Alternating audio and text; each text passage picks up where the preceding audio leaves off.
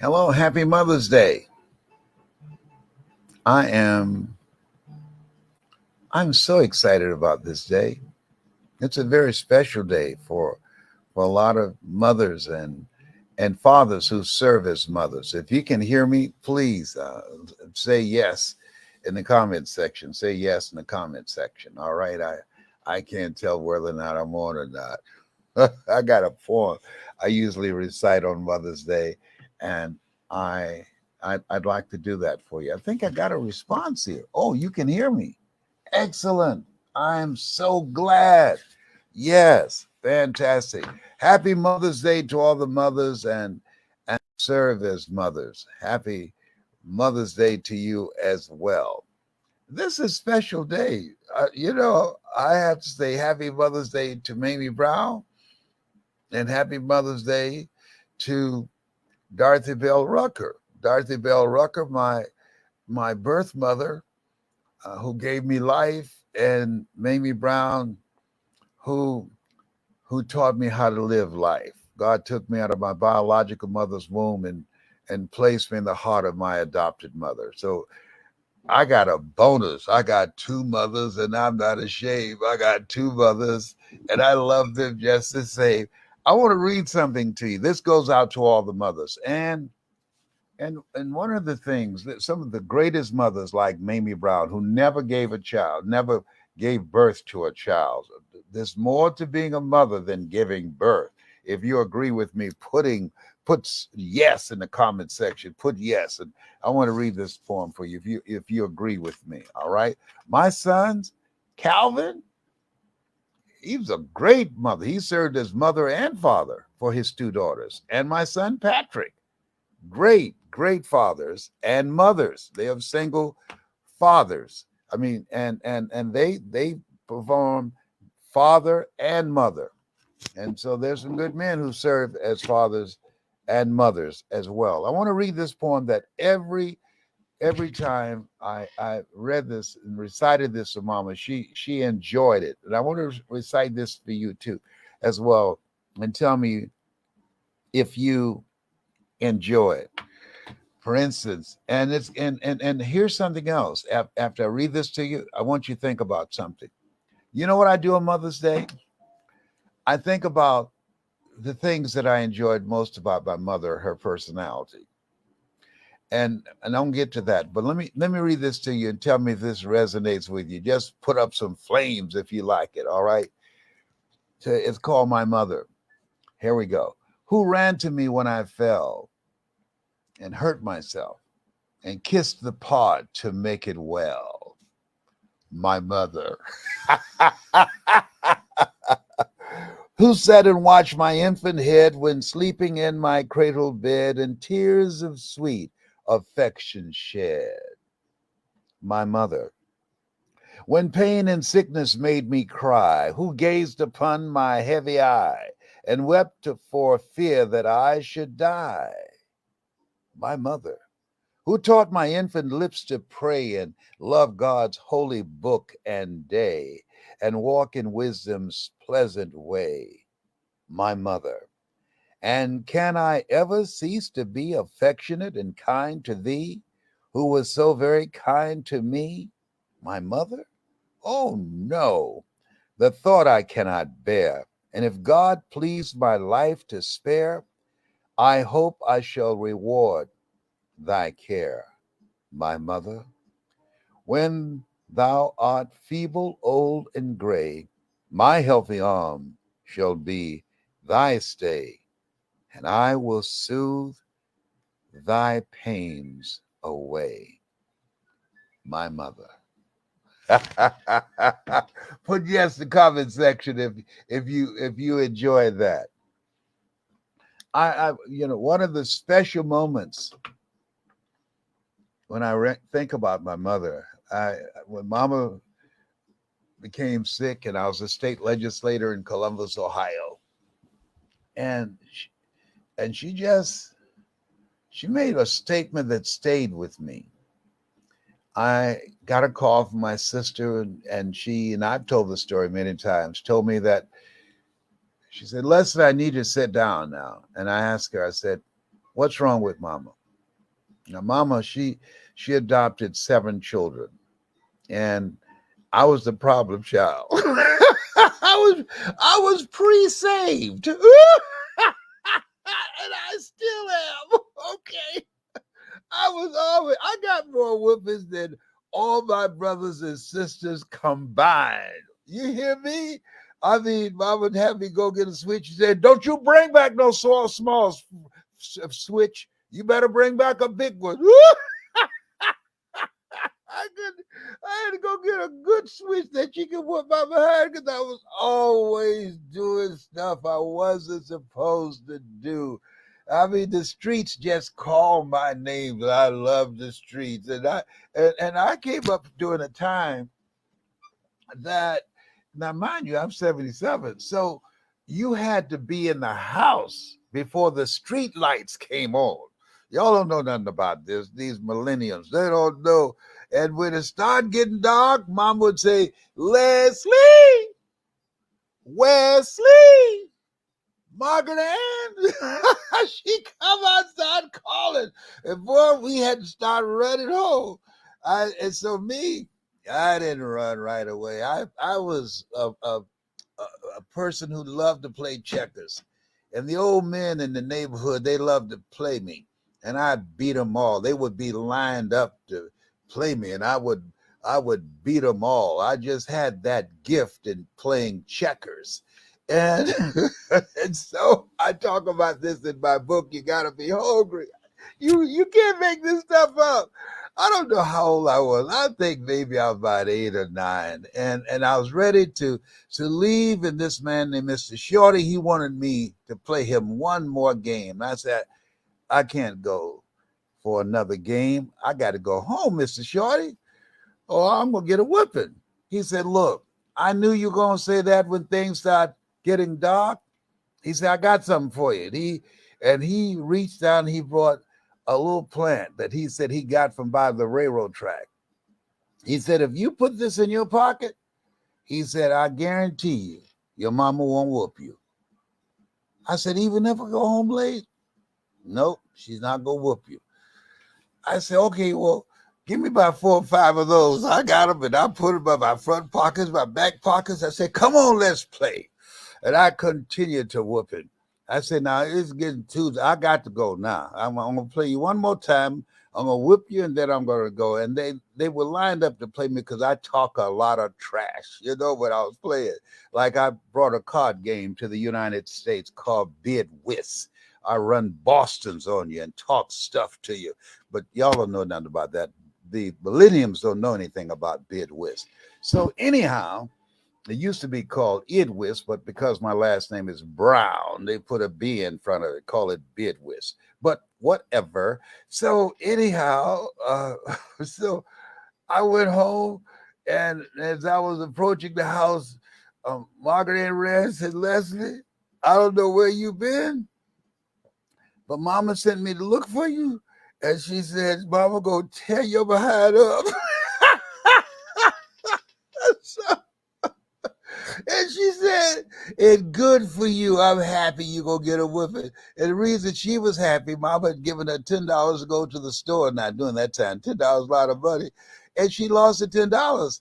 And so Mama asked her, "How'd you lose the $10?" Now, mind you, Margaret Ann, she must have been about 6, and she said, "I put her in my bosom." She said, "You ain't got no damn bosom." Mama tore her little butt up. So she was glad I was in trouble. So I wasn't worried about it. I'm going, I'm got my little dip on, my little pimp walk. And so she said, "Leslie, I'm coming upstairs." She said, "Boy, where you been? Don't you know you should have been here already?" I looked at Mama. I said, "You can't beat me today. I got those plants in my pocket." She said, "I don't give a damn about no plants." She beat me all over the house. I ran into the window. "Miss Catherine, Mama killing me, Miss Lillian. Please come get her. I would call our neighbors to come get her. Talk about you got some flowers in your pocket that you won't get no whooping. I was naive. I remember one time I said, Mama, I said, I'm tired of you beating me. Every time I do something, you want to beat me for it. I'm running away. I think at that time I was about 5. So I'm running away from home. I'm tired of you beating me for stuff. And I think it's probably something around the house that I wasn't uh, responsible for I was responsible for that I did not do. And so we always had chores to do in the house. Mama, she gave you an assignment, you had to do it. If you didn't do it, you get your butt whooped. So she had me to do so. I think I had to wash the dishes or do scrub floor or something. You had to be busy. And so I told her I wanted to run away. She said, "You want to run away?" I said, "Yes, ma'am." Now this is not right. Mamie Brown was not right. Okay. So she said, okay. She got a little bag, some little piece of little luggage, and put some things in there, put me about 4 or 5 pairs of underwear and undershirts and some pants in there, closed it up, gave it to me. And she said, okay, you can run away, but listen here. I said, yes, ma'am. Are you sure you want to run away? I said, yes, ma'am. I want to run away. I'm tired of being whipped. You don't beat Wesley and Margaret like you beat me because they don't do anything. So you want to run away? I said, yes, ma'am. She said, okay, here's your bag here. And listen here. I said, yes, ma'am. Are you listening to me? I said, yes, ma'am. You can run away, but you bet not cross the streets. Or I tear your behind up again. Do you hear me? I said, yes, ma'am. You still want to run away? I said, yes, ma'am. I want to run away. She said, okay. She opened the door. She said, go ahead. I lived in Miami, Liberty City. So, Mama, Miss Lillian, Miss Sally, and Miss Curry, they're sitting on the porch talking. And I went flying by with my little bag, my little piece of luggage running by. And by the time I had passed them for the 4th time, Miss Lillian asked Mama, Mamie, why is he running with that luggage? She said, I told this fool, you can run away. He said he's tired of getting whooped for the stuff he does. I told him, but you better not cross the streets. And so this fool just keep running around the block, circling the block. After I was so tired, I said, okay. I came back and sat on the steps. So Baba said, you still running away? I said, no, ma'am.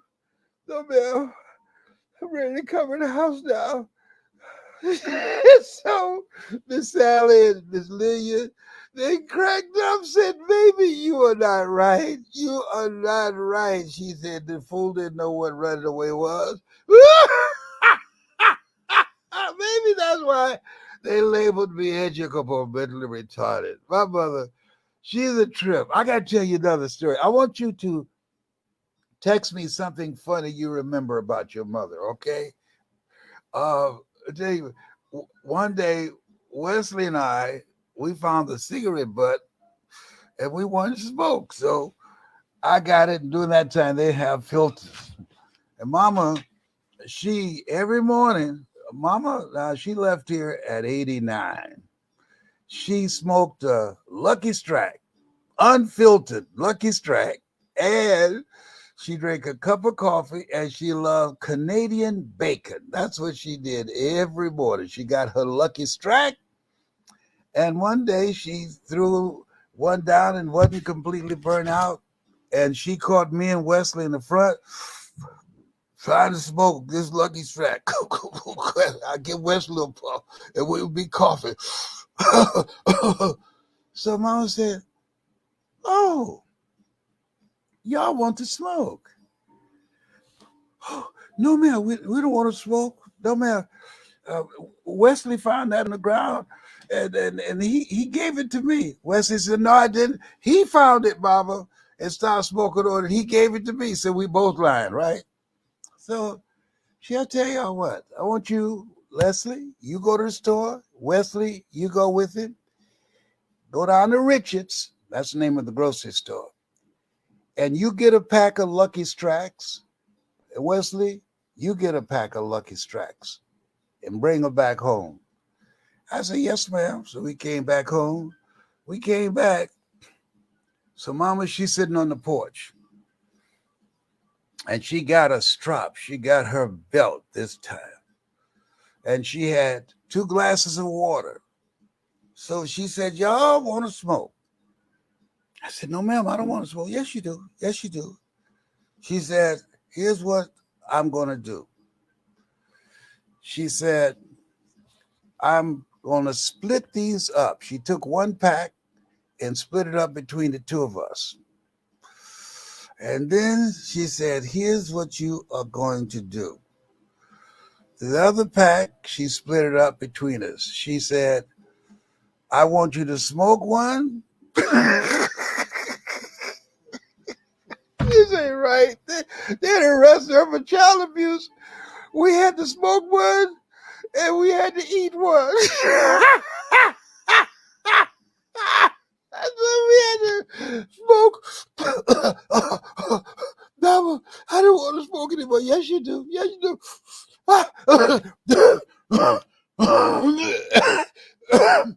Mama, I swear, I don't want to smoke. Keep on, boy. Keep. Okay, now, here's another one. Now you eat that one. Here's some water and wash it down. That's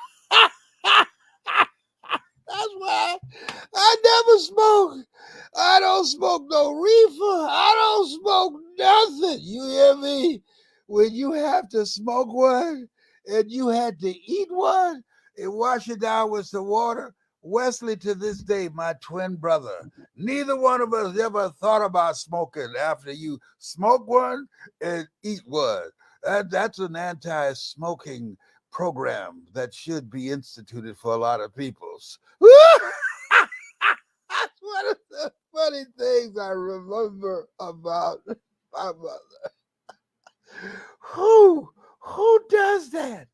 Who does that? Lucky Strike. Who does that to children? Little bad children. Oh boy.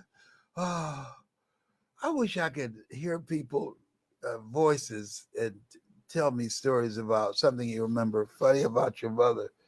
But that's what I remember about her. I know I had a talk show, Millenniums, they weren't born, years ago. And I was interviewing this lady. She was a foster kid and she was adopted like me. And it was a very good interview. And I asked her, I said, what was the most challenging part about being adopted to you? And she said something that shook me to my core that I never forgot. She said, my birthday. I said, your birthday? She said, yes. Yes, Mr. Brown. My birthday. I asked her, why? She said, I knew every time I had a birthday that wherever my mother is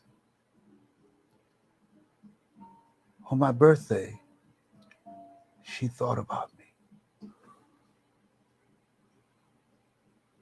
I said, wow.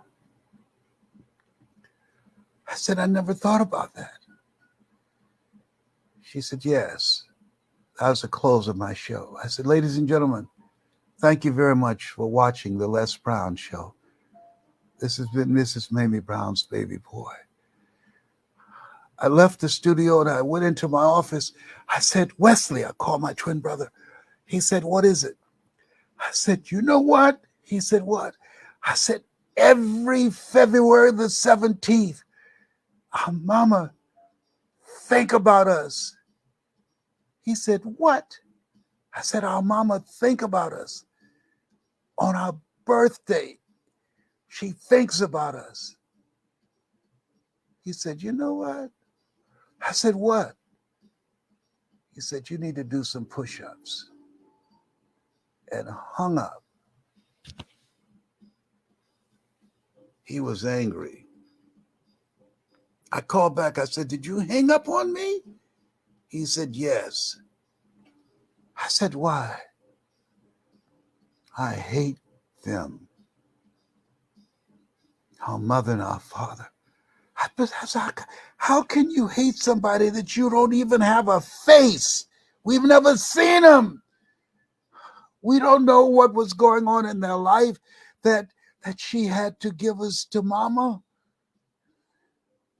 I don't want to talk to you about this anymore, Leslie. Don't talk to me about this anymore. And hung up again.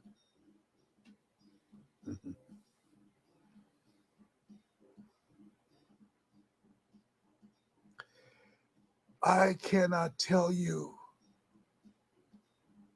how much it meant to me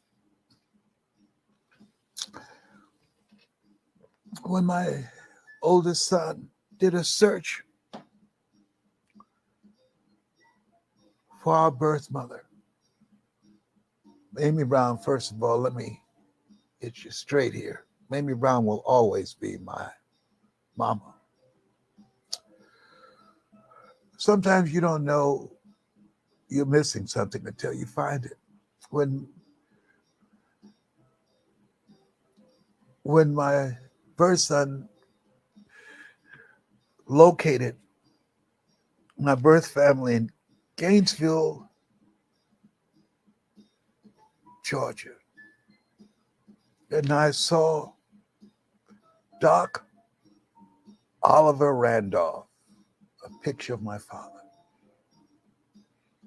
and Dorothy Bell Rucker, a picture of my birth mother, and my grandmother, Beulah Rucker.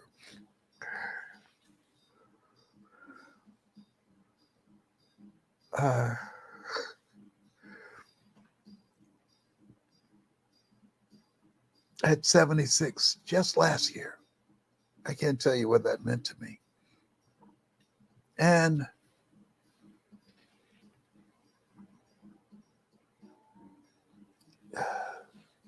to meet people who knew them, who knew my father, who knew my birth mother and grandmother, meant a lot.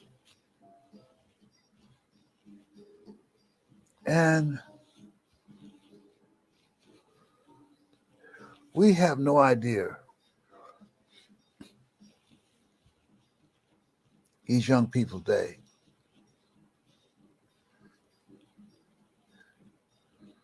that what's required to be a mother, the sacrifice. I don't know. Well, I do know. Only through God's grace and mercy that Mamie Brown, my adopted mother, was able to raise 7 children she didn't give birth to. She adopted us all at 46. Wow.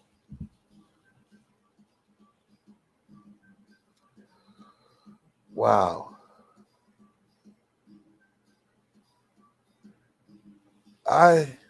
When I had my talk show and I would end it, I said, this has been Mrs. Mamie Brown's baby boy. When I would give my speech, I would end it just to honor her and also to send a message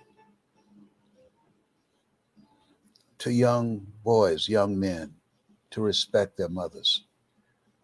I told my daughters, a man who does not respect and cherish his mother will never have any respect for you.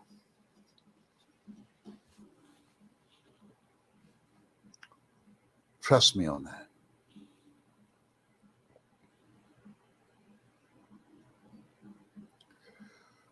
And it's a different world now where we are. But I look at my life, life is lived going forward, but you understand it looking back. Dorothy Bell did what she had to do, and it wasn't easy giving us to Mamie Brown, and Mamie Brown saying, I'll take him. But you know what I learned and what I understand? That's the way God planned it. Had she not done that, had she not left Gainesville, she and Doc Oliver came down to Miami, Florida, and waited. And said she screened people. She didn't just give us to anybody. And my godfather, Mr. Curry, told Mamie Brown, Mamie, yeah, you said you wanted a boy, right? Yeah, there's a lady, her name is Dorothy Bell. She got some twins. Would you take two? She said, yes. He said, get dressed. Drove her from Overtown in Miami out to Liberty City. And she met Dorothy Bell.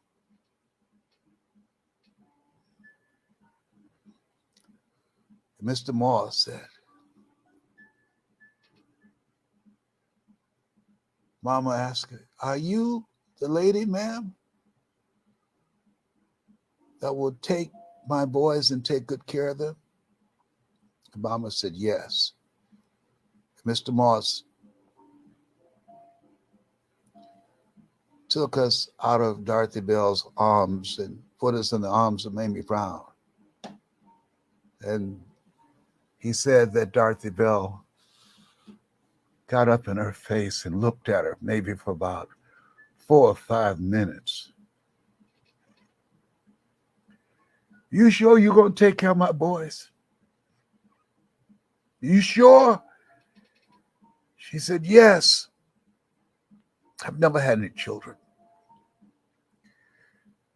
They'll never go to bed hungry.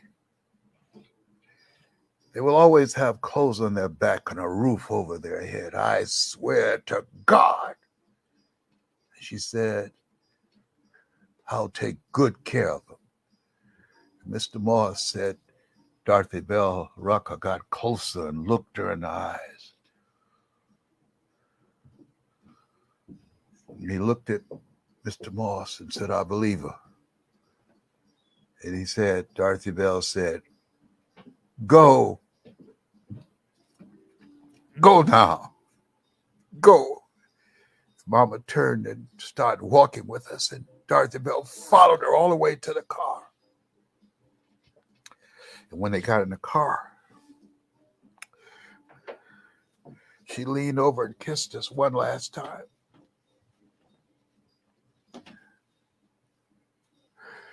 Mr. Moss, he pulled off slowly.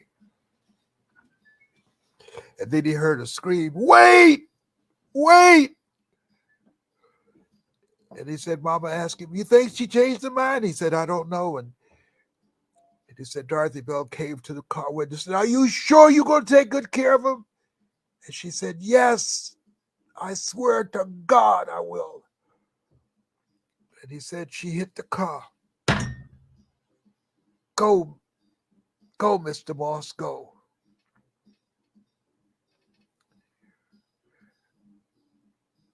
And he drove off. And he's looking at Mama out of the corner of his eye as she looked at us. And he said, I knew Mamie's life would never be the same again when y'all came into her life. You know, when a woman gives birth to a child, her life changes. Excuse me, just for a moment.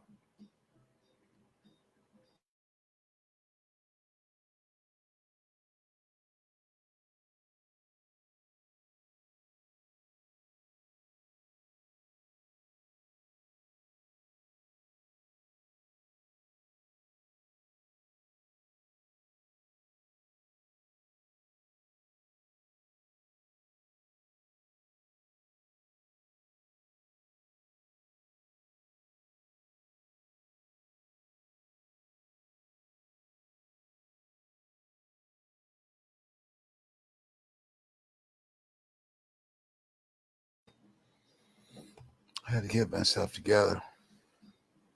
Just thinking about that. I'm good now.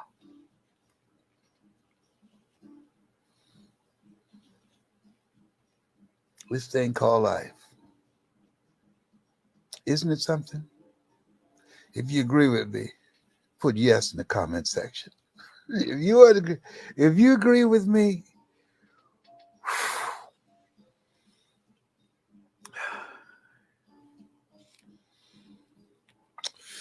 it's something else.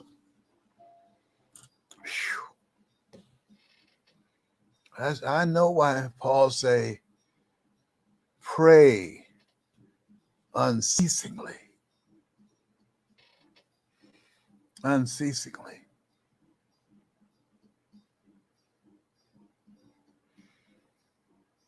Nights my mother waited up when I became a teenager, and the streets were calling my name. Wesley was always in the house, and Margaret and the rest of my brothers and sisters. And she was always afraid when she heard a siren that I would be in the back of that ambulance with a bullet in me.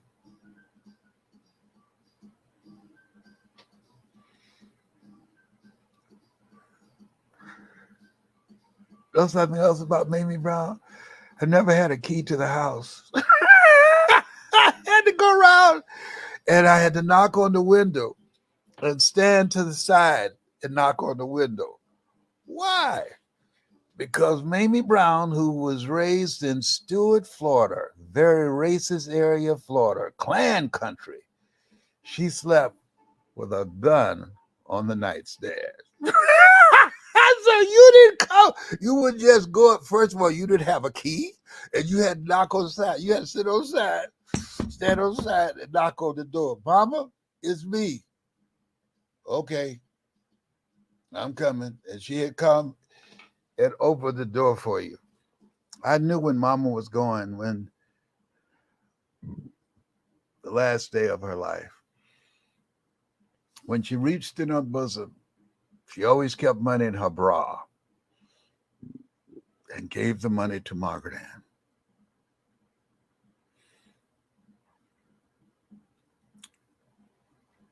And her gun was not on the nightstand.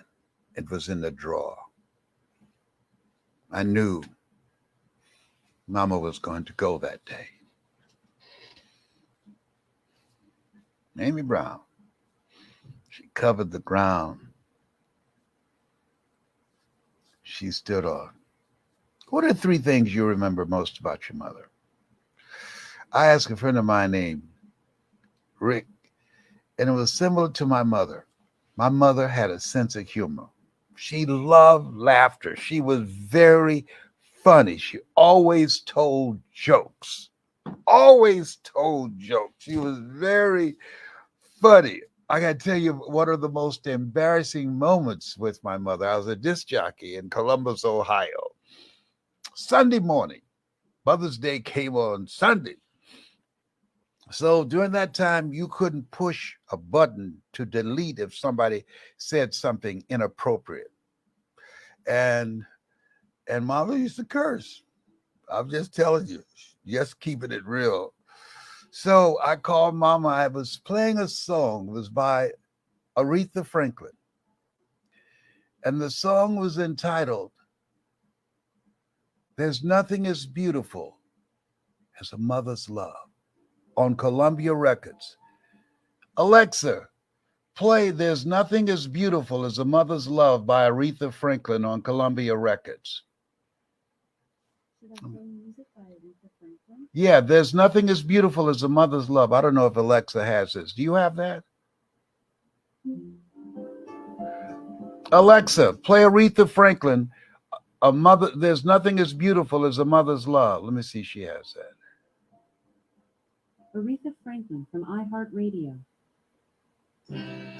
That was not it. No, stop, Alexa. Alexa, you must be smoking weed or something. Stop. Stop it, Alexa. Hey, Alexa, stop.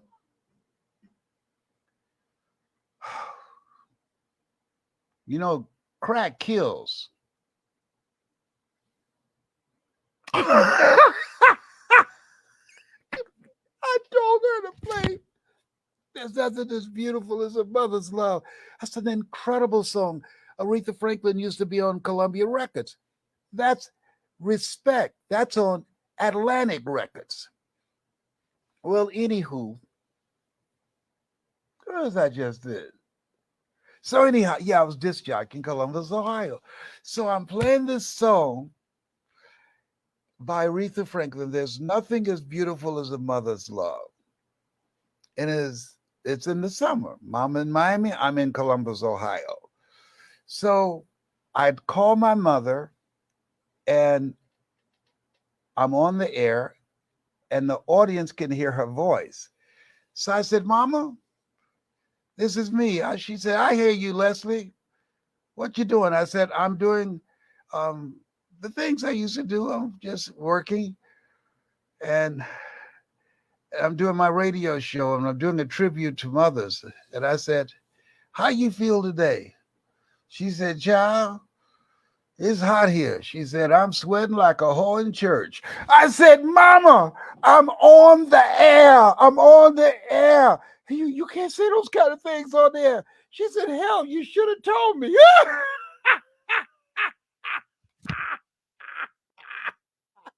She tried to explain it. She said, you know, when the preacher preaching and the hoes in there, they start sweating. I said, oh my Lord. Look here, I couldn't hit the button. I said, bye, Mama. I'll talk to you later.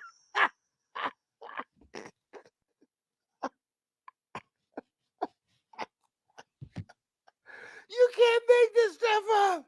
You cannot make this stuff up. Oh my God.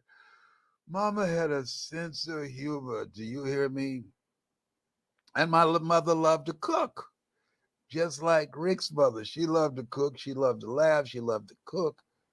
And she loved to help people. I don't know how to cook. I didn't get that.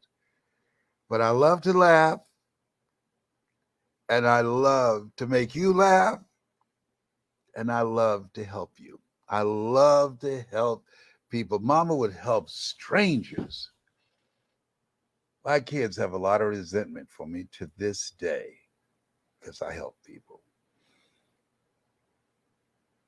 I don't neglect them, but it's just me. They can't help it. I'm Amy Brown's boy. She put a stamp on me. Oh boy. How many of you appreciate the man that she developed me to become? Put yes in the comment section. I got tears of gratitude today for her, Amy Brown, and for Dorothy Bell.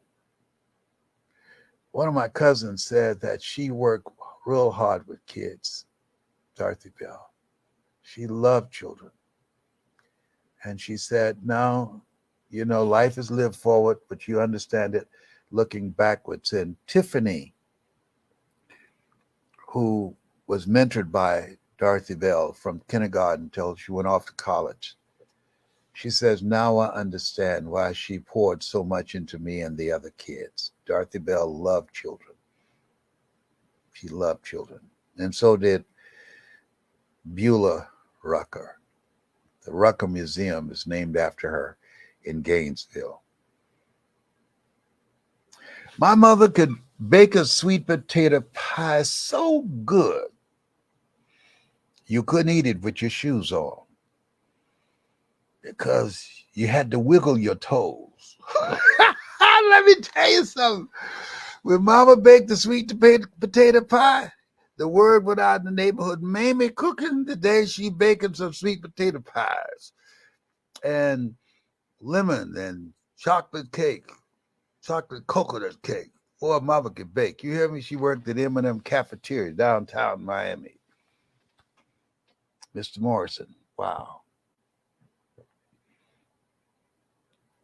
I miss Mama's sweet potato pie. Yeah.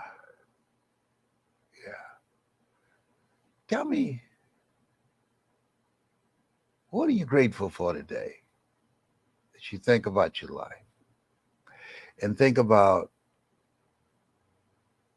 your mother or your father or an uncle or an aunt or a grandmother or grandfather, a relative or a teacher, somebody that looked out for you, that protected you, that made you feel special. I'm saying we should thank them all. Thank them all. Mr. Washington was a father that I never had, but Mama, during Father's Day, I gave my mother. This is different. I gave my mother a Mother's Day card, and I gave her a Father's Day card because she was mother and daddy all wrapped in one. Come on now. Oh, I got that. Can't help it. I'm a strange dude, am I? Am I not? I'm a strange dude. Oh boy. That's why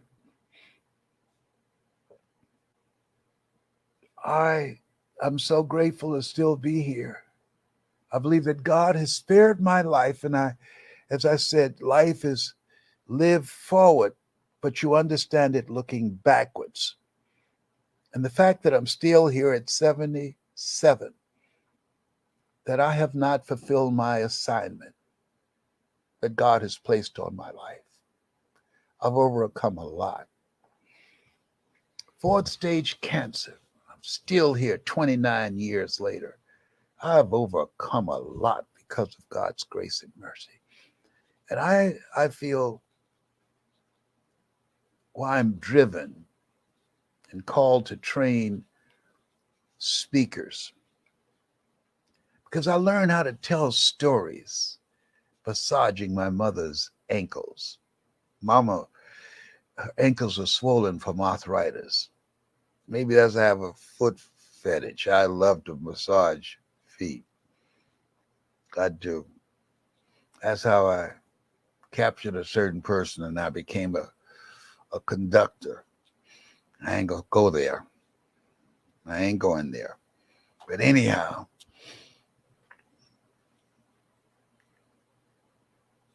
Mama would tell me stories. I said, Mama, tell me a story. Listen, I've told you these stories over 100 times. I know, Mama, but tell me again. My brothers and sisters, they'll be outside playing or looking at television. I love Mama's stories. Life is lived forward, but you understand it looking backwards. I had no idea. Billy Preston, that's the way God planned it. That Mama telling me stories was cultivating my mind on how to tell stories and hold someone's attention and create a shift in their thinking and get them to live out of their imagination. That's Mama did to me. That ability that I speak and use in storytelling. People say, oh, it's just in him. No. I learned. I learned from the master storyteller, Mamie Brown. And she told them as if she was experiencing them at the time. And when I'm training speakers, I say, no, no, no. Don't just tell the story. Don't just speak to be heard. Speak so you are felt. When Mama told a story, I felt it. I experienced it. That's how I train my speakers. Wow. All things work together for good. For those who love God, for those who are called according to his purpose. I don't know where you are in your life on this day. It's a special day.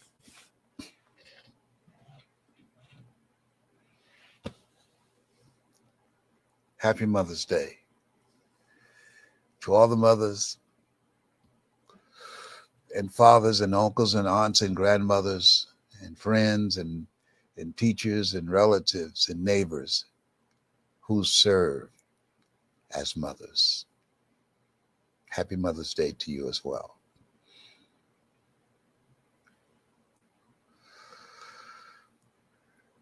If I've said something that has value to you, I want you to put yes in the comment section. Yes in the comment section.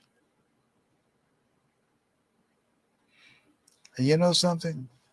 Why I'm still here, why God has me still here, my assignment, mission possible, because I asked God, why am I still here? Feed my sheep. I'm going to train the greatest speakers on the planet to change lives, to give people hope, to inspire people, to teach people how to enjoy life, how to make a difference with their story, as my mother has taught me to make a difference with my story about her. Oh, by the way, if you'd like to be coached by me, I want you to reach out to me. CoachMeLesBrown.com. CoachMeLesBrown.com. And let me make this clear. I don't want everybody. I just ended the coaching and I was with them every week. Every week. And I'm not for everybody. I'm not for everybody. I know this. There's some people who just want to hear themselves talk. That's all they want to do. Just hear themselves talk. Or think, oh, if I get up, Les Brown ain't got no college education or anything. All I do is just get up and talk, and people go give me big checks like they give Les Brown. Really? I hope that works for you.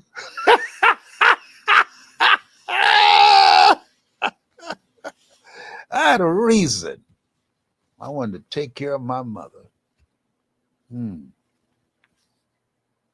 Wow.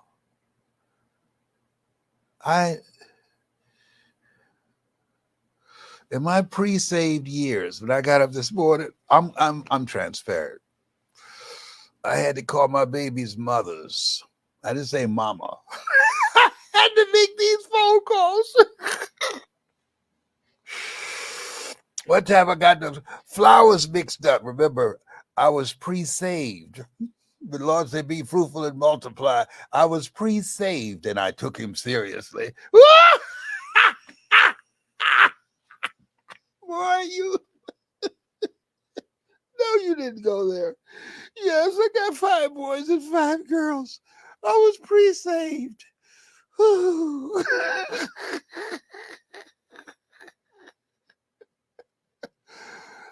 But I wasn't a sperm donor. I took care of all of them and more. And still to this day, many others. Oh boy. Oh boy. I'm a piece of work. I'm a piece of work. That's why I think God said, you know what? I'm going to let you die now because I ain't going to let you die because you're going to come up here and get on my last nerve. Yeah, but, no. You got some more work to do. Feed my sheep. Feed my sheep. Feed my sheep. Yes, Lord. Thy servant heareth thee. Happy Mother's Day. If what I've shared with you today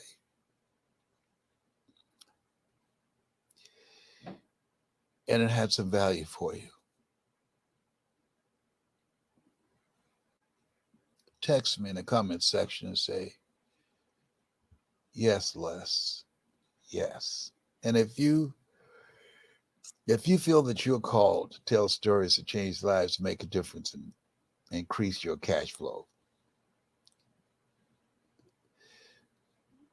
put in the comment section, Coach Me Les Brown, and go to coachmelesbrown.com. Happy Mother's Day. Bye for now. This has been Mamie Brown, Mamie Brown's baby boy, and Dorothy Rucker's pride and joy. I'm just like both of them.